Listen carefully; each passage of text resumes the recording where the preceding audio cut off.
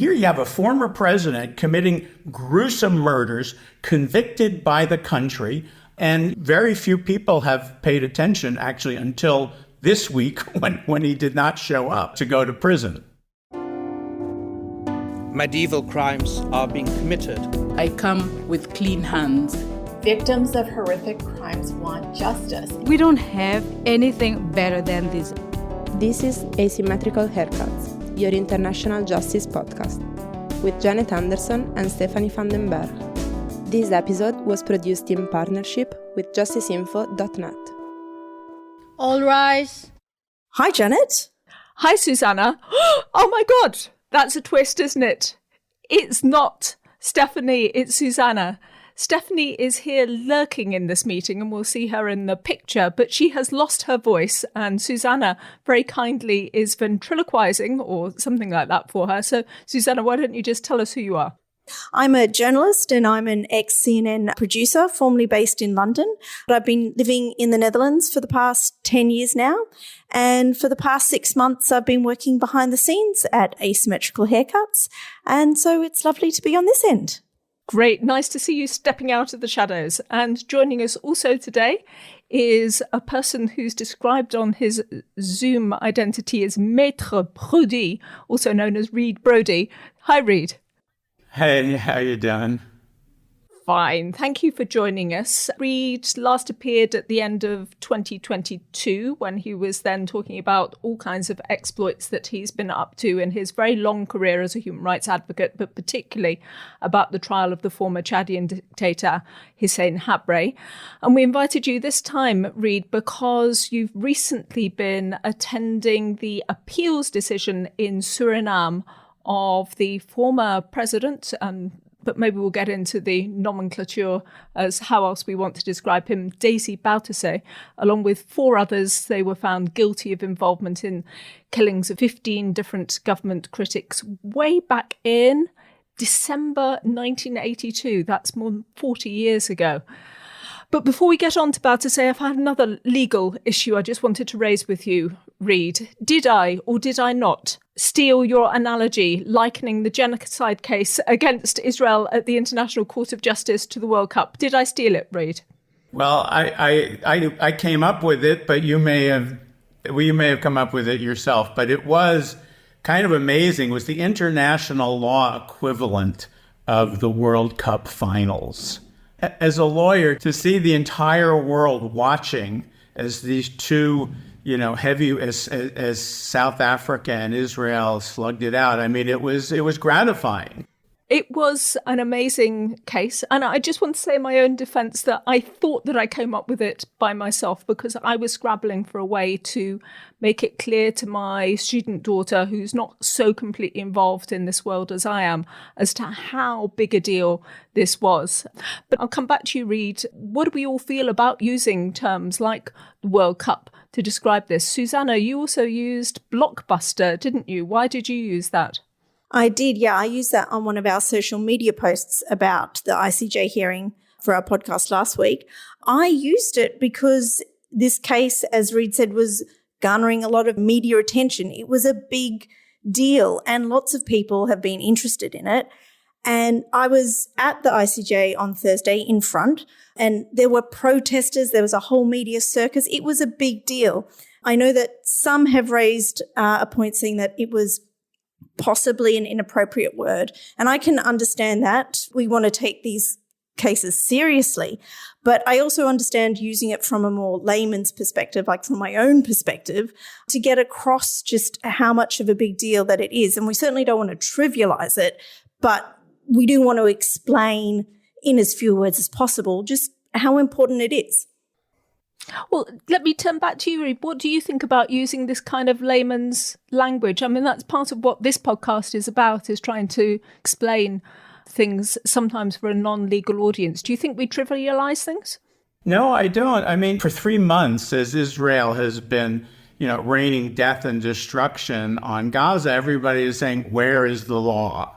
And I think, South Africa gave the world this amazing holiday present by injecting the law into this to explain to people, how rare and how important it is that the highest court in the world is taking on one of the worst situations in the world from two countries, that have this history of suffering, and is going to issue, binding rulings. And as an international lawyer, in addition to being a human being caring about the suffering that's going on, this is just such validation for the idea of the law that I think it's a way of explaining to people just how unusual this is. Well, maybe we'll come back to that at the end of the podcast, sort of what people's idea of the law is and what it can do. But just let's start off with Daisy Bautasay. Usually this is the point at which we do Stephopedia, where Steph kind of steps in with her encyclopedic knowledge. And Susanna, how do you feel about stepping into the gap? Can you help us out? Look, I'll give it a go. I'm not sure I'll be as good as Steph, but I'll step in for today. Yes, so Desi Bautasay is the former president of Suriname. He is now 78 years old. He was a military officer, so he became the dictator of Suriname in 1980 after leading a coup to overturn the government. This was about 5 years after Suriname gained its independence from the Netherlands. I have seen it described as a bloodless coup, but his dictatorship was pretty violent. In the early years of his rule, he instituted evening curfews, there was a gag on the media, and he banned political parties. And so it's during this period in 1982 that the 15 prominent opponents of Bautasay were tortured and shot, which we'll go into. But he was also convicted in the Netherlands of drug trafficking. It's believed that he was the head of a drug cartel smuggling cocaine into Europe in the 80s and 90s. But despite these killings and convictions, he has dominated the political scene in Suriname for years. And after ruling as the dictator, he was later democratically elected as president from 2010 to 2020, and he left office in 2020. Thank you.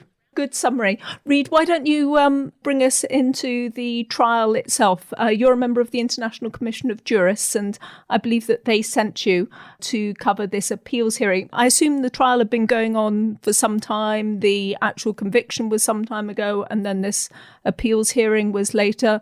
Can you give us a flavour of what it's been all about? Sure. Well, this has been an incredible political and legal soap opera that the killings took place 41 years ago. And even after Bautasay handed back power in 1987, the new democratic government was reticent to go after him, and he's always enjoyed a lot of support in the country. And it wasn't until the eve of the statute of limitations on first-degree murder 18 years later that the victims actually obtained a court order obliging the Attorney General to begin prosecution in 2000. And charges were finally laid in 2007. The case then went to a specially constituted court. But then, as you mentioned, Bautasay was actually elected president in 2010. And the first thing he did was pass an amnesty law that purported to stop the prosecutions. And that held things up for 4 years until the court, to its credit, said that the amnesty law was in violation of Suriname's obligations under the American Convention on Human Rights to prosecute human rights crimes, and went forward. Then Bautasay tried to order the Attorney General, who is a career legal officer in Suriname, to try to stop the prosecutions on national security grounds. The court rejected that. He tried to fire the Attorney General. That didn't work. And in 2019, when he was still president of the country, the court convicted him and others of first-degree murder. Because he was out of the country at the time, he was on a visit actually to China, he was entitled to a full new, and didn't attend the trial by his choice. He was entitled to a full review, which he got. The review upheld the conviction in 2021 when he was no longer president, and he appealed that to the highest court, the Hof van Justitie, which in December issued its final ruling confirming the conviction and his sentence of 20 years. So it's been this incredibly long slog that is really thanks to the tenacity of the victims, but also to the independence and the fortitude of the Suriname judges who refused to bend to these political pressures. I mean, how many countries would convict a sitting president of human rights crimes? Can you explain a little bit about what's behind it? What were the December murders? Can you give us a few details on that?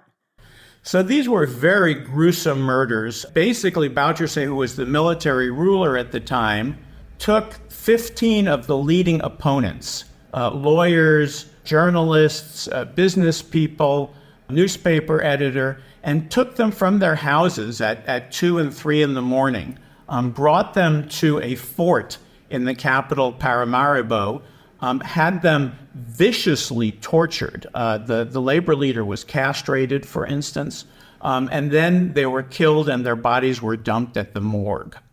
And obviously this shocked Surinamese society, and a lot of people then went into exile. And it's cast a pall over these December murders over the country for many years.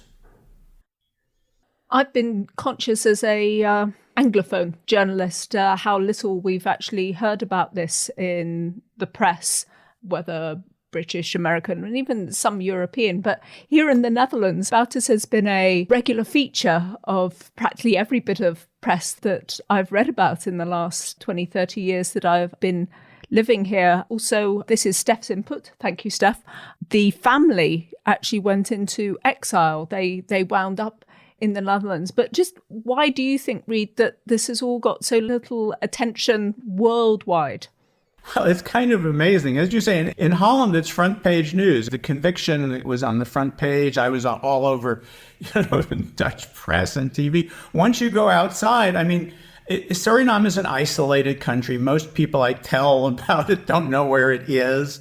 It's, it is between Guyana and French Guiana. It's got very little connections to other countries. It's a fascinating place, the most diverse country in the world. The leading ethnic group are what they call Hindustanis, which include both Indians and Muslims from the East, Indonesians, Chinese, runaway slaves, very sparsely populated, only 600,000 people, almost all living across the coast. And it's the most forested country in the world. It's actually a fascinating place. And of course, you walk on the street and you see an Indian speaking to a Chinese, and they're speaking in Dutch. And not Creole, real Dutch. And of course, it doesn't help that it's such an inaccessible language on top of everything. This case has played out. Of course, Holland, as the colonial power, is lurking in the background. And Bouterse tends to blame everything on the Dutch. He says that these people who he had killed were in league with the Americans and the Dutch. And actually, one of the reasons the ICJ sent me, a non-Dutch speaker, to observe the trial is because you don't want to inject Holland, and Dutch people into this. I was, in fact, the only outside observer at the verdict. And how many countries convict their former president? It is very frustrating, I think, the lack of attention. I was in Germany a few weeks ago when a very low-level driver for a hit squad for Yahya Jammeh was convicted. And that was all over the press. I was on the BBC. And here you have a former president committing gruesome murders, convicted by the country. And very few people have paid attention, actually, until this week when he did not show up to go to prison. Just going to inject a quick question. Another aside from Steph is, do you speak Dutch, or do you have some kind of hidden language talent? How did you follow this if you don't speak Dutch, Reed? So I had an interpreter with me at the hearings, and most of the people I was dealing with, most of the victims, again, this was the cream of society who were murdered. Most of the journalists I was dealing with speak Dutch. I did go to a rally, actually, of 4,000 of Bouterse's supporters a few days before the verdict. I had an interpreter with me. Dutch is the most closely related language to English in the world. And I lived in Belgium for many years. So passively, I can understand a lot of Dutch, even though I can't speak it. Just going back to the case, and Steph has a question. She's wondering, what case did the defense make?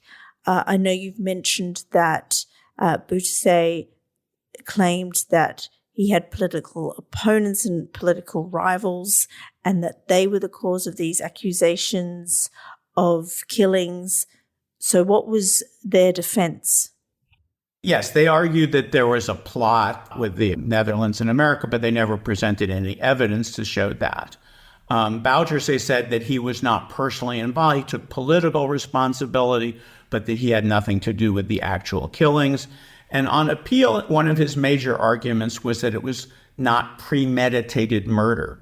And since the victim's last-minute filing to stop the statute of limitations only applied to first-degree murder, he could only be convicted on a showing that the murders were premeditated.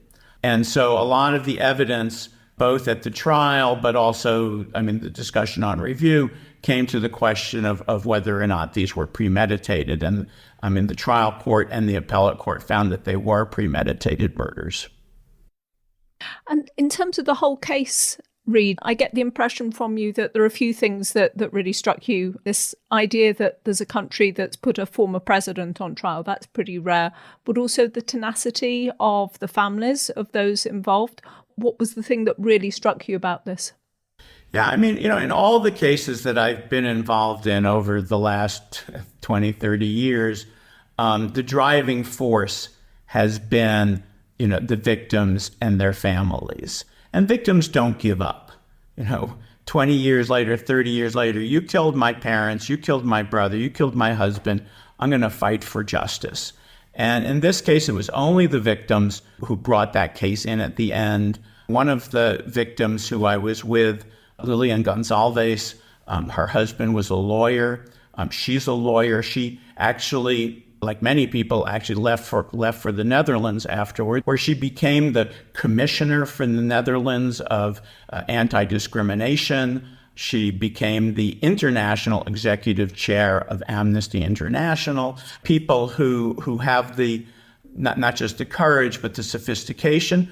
The family of the labor leader, all these families. The court was packed the day I was there, almost exclusively with, it was a small court, there were only about 40 seats or so, but they were almost all occupied by these victims who just have never given up.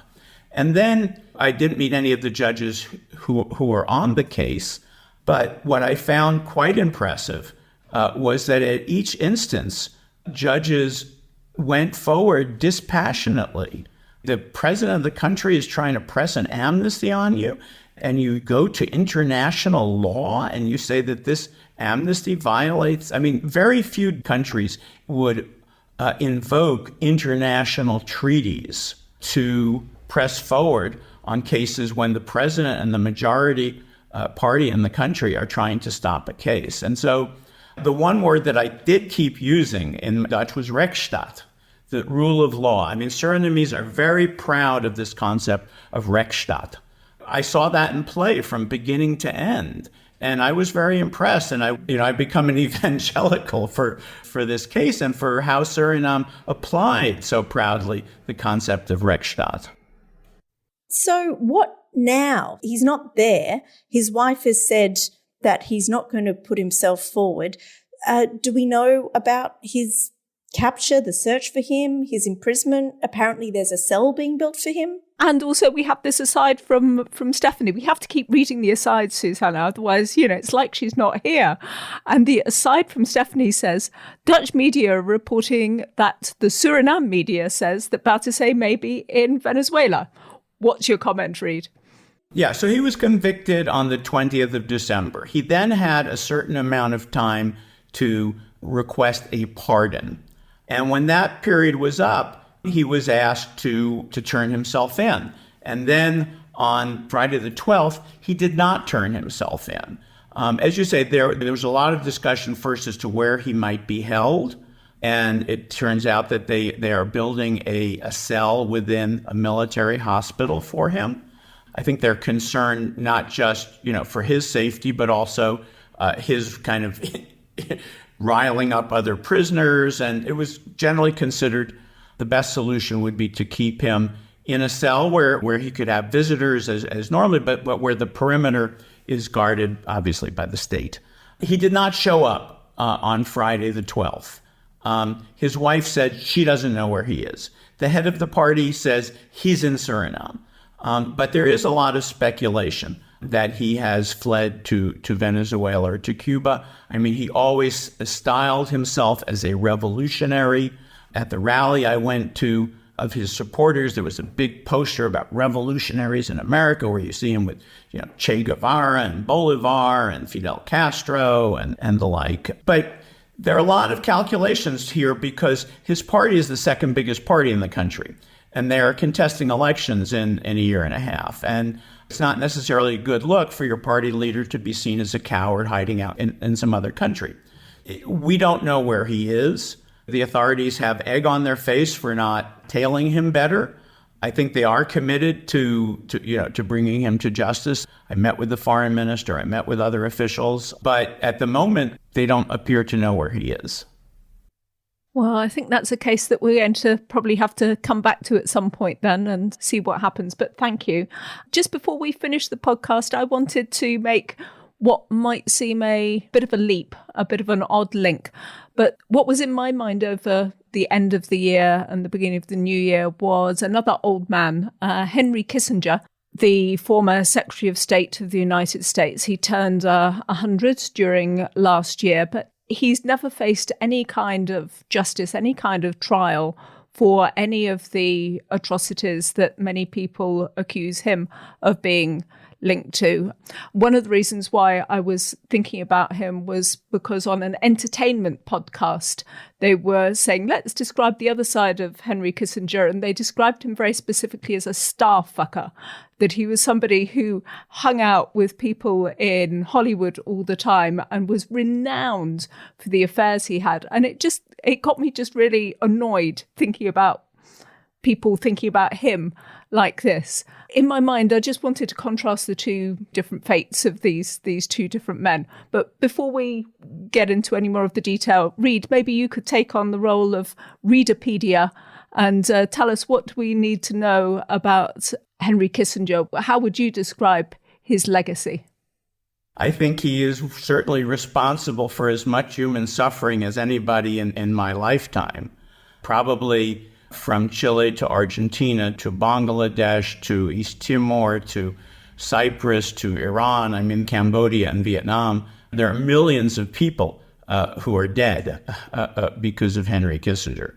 The reason I've been writing and talking about Henry Kissinger is because in the aftermath of the Pinochet arrest 20 years ago, when international justice became a thing, I was teaching a class at Columbia Law School, and one of the term papers that students could do was to look at a particular person, a particular incident, and determine whether or not war crimes had been committed. And many of them chose Henry Kissinger and looked at different incidents. Obviously, it's one thing to say that somebody is responsible for millions of deaths. It's another thing to say in a very strict legal term that they are a war criminal, because that term tends to get applied to Henry Kissinger as an epithet rather than as an actual legal title. I've analyzed, for instance, in Cambodia, where Henry Kissinger was directly involved in choosing targets when the Viet Cong were using Cambodia to supply their troops in Vietnam. Henry Kissinger basically gave an order that said anything that flies on anything that moves. In other words, civilians, military, whatever. And we know that as a result of that order, bombings of civilian areas went up, and hundreds of thousands of people, it's hard to know exactly how many, were killed directly as a result of U.S. bombing under Henry Kissinger's watch. In other cases, it's more difficult because we're talking about client states. But you have, for instance, in Bangladesh, which at a certain point was East Pakistan, and there were elections. Basically, the winner of the election was an East Pakistani who was independence-minded. But the U.S. was allied with supposedly outgoing military ruler Yahya Khan, who was organizing Kissinger's secret trip to China.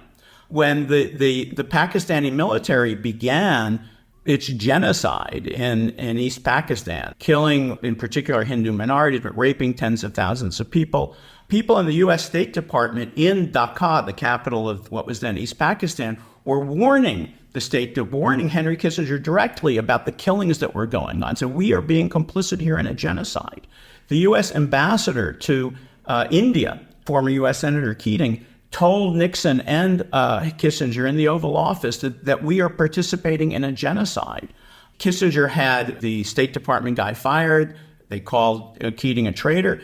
And in the height of all of that, they got arms transfers. You couldn't give U.S. arms directly, but they were able to engineer arms from, I think, Jordan and Iran to go to Pakistan. So that makes you complicit in a very legal way of aiding and abetting. When you know that when you are giving material aid, knowing that that aid is going to be used in the commission of crimes, war crimes or others.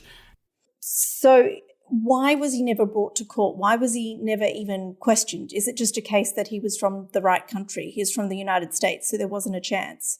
What do you think? The short answer is yes. I mean, who's going to put the handcuffs on an American former Secretary of State? There have been many attempts. There's a whole list of other countries I could go into, but I mean, there have been attempts to bring him in for questioning. He fled Paris at a certain point rather than accept an order to appear in court. Case was filed against him when he was in London, and he left, and he stopped traveling to a lot of places. His crimes were committed before the heyday of international justice, but what's ironic is that many of the places he was involved in, like Cambodia, like Bangladesh, like East Timor, they ended up actually having trials and having a court to look into atrocities committed. In the case of Cambodia, the jurisdiction of the special chambers of the extraordinary chambers in Cambodia did not go back to Kissinger's time. Each time the U.S. put too much pressure on Hun Sen, the head of Cambodia, said, we could make this court apply to your period too. In Bangladesh as well, there was an international criminal tribunal, but it did not look into people who were not then living in Bangladesh. And in East Timor, which we could have talked about, the court also, even though the Timorese Truth Commission said that the U.S. was, provided the means for the slaughter by the Indonesians of a third of the population of East Timor, they also did not go back to that period. So I think it is really a question of who is going to have the courage. And again, that's why, what we see in South Africa recently is so important. Who has the courage to go up against powerful actors in our world? What does it say, do you think, Reed, about the current state of international criminal justice? I mean, you mentioned sort of the start of it all, Pinochet, and you've talked about the different places we've seen justice go on in places like Cambodia, and even maybe a flawed version, but still happen in Bangladesh. But there's extreme contrast in the fates of these two different men, where Kissinger fades happily away, presumably at home or in hospital and so on, and Bouterse is off on the run. What does it say about the state of where we are with international criminal justice now in 2024? Double standards are the Achilles heel of international justice. There's no doubt about that. I mean, it's difficult enough to get a Charles Taylor or Hissin Habre before an international court. I mean, we've seen it's virtually impossible to get powerful Western actors, whether it's before the ICC. Look at universal jurisdiction. I mean, the Belgian law and the Spanish law on universal jurisdiction, they were great for Hissin Habre. The Spanish law was great for Pinochet. But once, Americans, Israelis, Chinese were attacked, these countries repealed their universal jurisdiction laws. Germany, too, which has taken such a lead in universal jurisdiction. I mean, when Center for Constitutional Rights and the ECCHR filed cases in Berlin against Donald Rumsfeld and others for torture during the so-called War on Terror, Germany took a pass. They were not going to go up against the United States. I think we see that at the ICC as well. Yeah, absolutely. You say we see it at the ICC as well. That's exactly how we started off with our first podcast of the year, when we asked everybody what the main issues were that they felt that is faced. I mean, there's a big range of issues that we know that we're facing, but double standards is really a theme, I think, for this coming year. What are your plans, Reed, to do something about this? Well, I think, fighting on behalf of justice all over the world. I think what is so heartwarming about South Africa's case is that Israel has always seemed above the law. The ICC prosecutor, who was so good and so prompt in going to Ukraine and indicting Vladimir Putin, I mean, we've seen this reticence to do the same with Israel.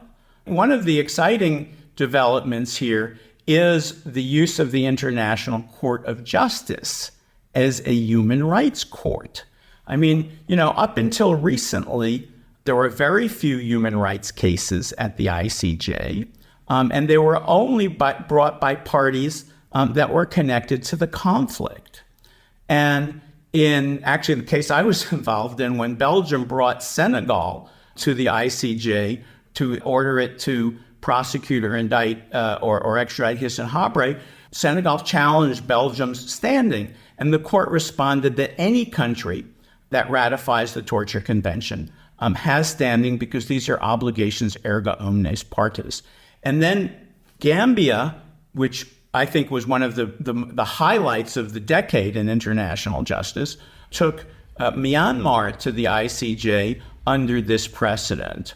And now we're seeing South Africa bring Israel to the ICJ. So I think, the ICJ, which seems, although it's a very conservative court, most of the judges at the ICJ are former legal advisors at the State Department. It could turn out to be a less biased institution than the ICC has shown to be so far. I think we're going to be watching very carefully. I just wanted to say thank you very much, Reed, for particularly giving us your experience from Suriname and sharing with us some of your thoughts about where we are, kind of a wither bit at the end, and for covering the ICJ. Obviously, we're looking forward to Stephanie coming back with voice, hopefully, on the podcast. Susanna, thanks so much for stepping in and for providing the extra oomph to the podcast. Thanks for having me, and hopefully Steph will be back next week. Thanks, Reed. Thank you. Bye. This was Asymmetrical Haircuts, your international justice podcast, created and presented by Janet Anderson and Stephanie van den Berg. This episode was produced in partnership with justiceinfo.net, an independent site covering justice effort for mass violence. Music is by audionautics.com, and you can find show notes and everything about the podcast on asymmetricalhaircuts.com. This show is available on every major podcast service, so please subscribe, give us a rating, and spread the word.